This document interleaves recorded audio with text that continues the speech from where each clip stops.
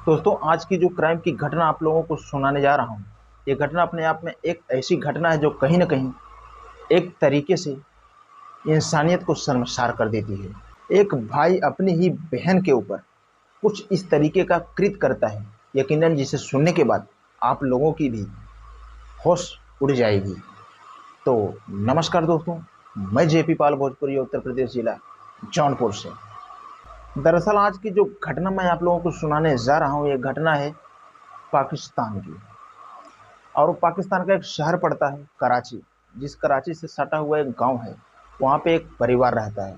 इस परिवार के अंदर बड़ी बेटी की शादी हो चुकी है, माता पिता रहते हैं, दो भाई हैं और एक बहन है। दो भाई, एक भाई का नाम नदीम और दूसरे का नाम नवेद। नवेद जो कि बड़ा भाई है, नदीम जो कि छोटा भाई है। बड़ी बहन की शादी हो चुकी है, तो अब जो बहन है वो घर में बची हुई है। उसका नाम रुखसाना है, उसकी उम्र 20 साल है। अचानक से एक दिन रुखसाना उसकी डेथ हो जाती है। अब परिवार वाले सारे रिश्तेदारों को खबर देते हैं कि रुखसाना की डेथ हो चुकी है। और जो रिश्तेदार हैं वो मौके पे पहुंचते हैं, क्योंकि किसी को भी अंतिम विदाई देने के लिए आमतौर पर आप देखते हैं, चाहे वो किसी भी धर्म में हो, रिश्तेदार मिलने वाले लोग पहुंच ही जाते हैं। अब अंतिम विदाई की जा रही थी, उस समय कोई भी व्यक्ति पुलिस को फ़ोन करता है और पुलिस को फ़ोन करने के बाद में कहता है कि यहाँ पर एक लड़की की संदिग्ध तरीके से मौत हो गई है। अब दोस्तों, जब पुलिस ये मामला सुनती है, जो एसपी होते हैं वो तुरंत मौके पे पहुंचते हैं। और मौके पे जब इस डेड बॉडी को देखते हैं तो पता चलता है जो पूरा उसको दफनाने का इंतज़ाम था वो हो चुका है। लेकिन कहीं न कहीं जो लेडीज़ पुलिस अपने साथ में लेके गए थे, लेडीज़ पुलिस से कहते हैं कि इसके डेड बॉडी को अच्छी तरीके से जाँच करो, ऐसा कुछ दिखाई पड़े तो फिर बताओ। तो जो लेडीज़ पुलिस रहती है वो उस डेड बॉडी को अच्छे से जांच करती है, तो पता चलता है कि उसके सर पर, उसके गालों पर चोट के निशान हैं। और जब पुलिस ये मामला देखती है कि निशान जो है वो चोट के हैं, और जो फ़ोन गया था दरअसल वो इस लड़की के होने वाले पति का गया था, उसके पति ने ही फ़ोन किया था। अब जब पुलिस इस तरीके का मामला देखती है तो पुलिस और लोगों से पूछताछ करती है। तो सबसे पहले उसकी माँ से पूछताछ करती है। माँ से पूछा जाता है कि आखिर तुम्हारे लड़की की अगर नेचुरल मौत हुई है तो इसके जिस्म पर, इसके फेस पर चोट के निशान कैसे हैं। लेकिन ये जो माँ थी, ये पुलिस को टाल-मटोल करने की कोशिश करती है। तो कहीं न कहीं पुलिस को इसकी माँ के ऊपर शक हो जाता है। और दोस्तों, उसके बाद में पुलिस पूछती है कि तुम्हारे घर में और कौन-कौन है? तो वो बोलती है कि हमारे घर में 2 बेटे हैं, एक छोटा है जो उसका नाम है नदीम, जो बड़ा वाला है उसका नाम नवेद, जो कि कब्रिस्तान में कब्र का इंतज़ाम करने के लिए गया है। पुलिस अपने एक टीम को नवेद को बुलाने के लिए भेजती है। जैसे ही पुलिस की टीम वहाँ पे पहुँचती है, नदीम वहाँ से भाग खड़ा होता है। लेकिन जब नदीम भागता है तो पुलिस का जो शक था वो उसके ऊपर चला जाता है। इसलिए पुलिस अब उस पूरे मामले में डेड बॉडी को अपने कस्टडी में लेते हुए और इधर इन लोगों से पूछताछ जारी रखती है।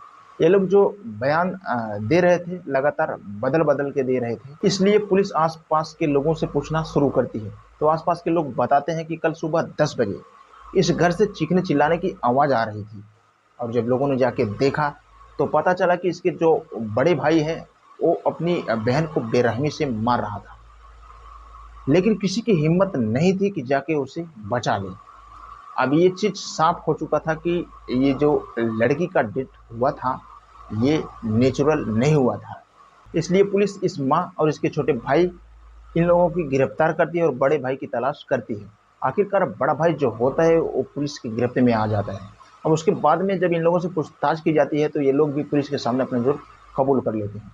और ये लोग जो कहानी सुनाते हैं, यकीनन वो कहानी हैरान कर देने वाली थी, परेशान कर देने वाली थी।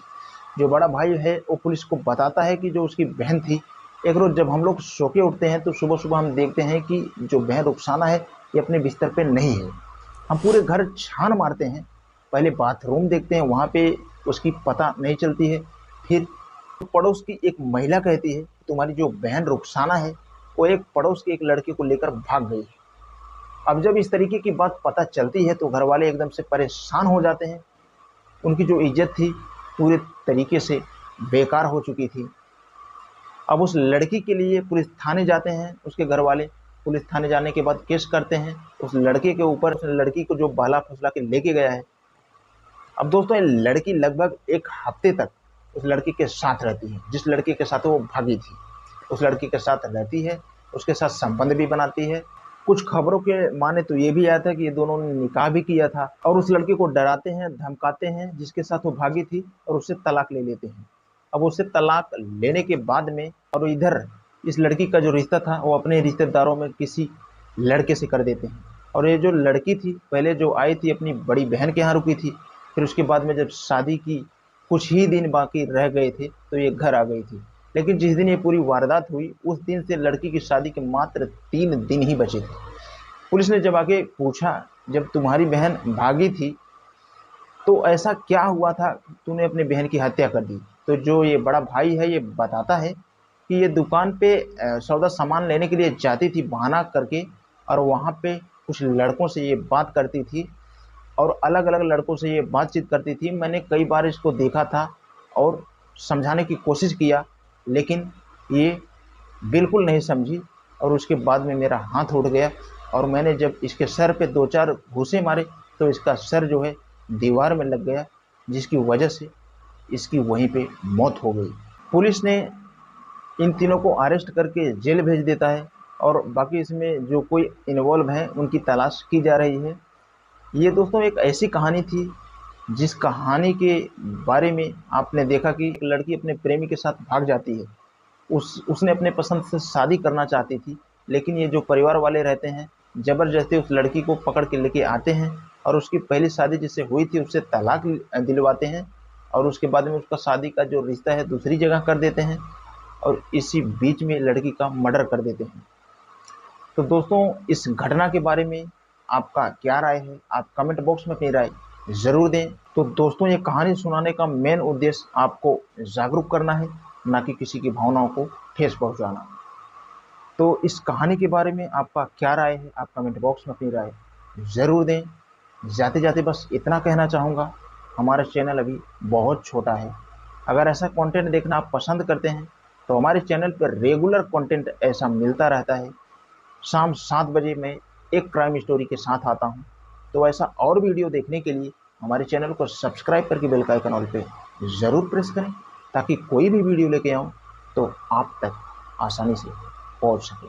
तो आज के लिए बस इतना ही, मिलते हैं किसी नेक्स्ट स्टोरी के साथ।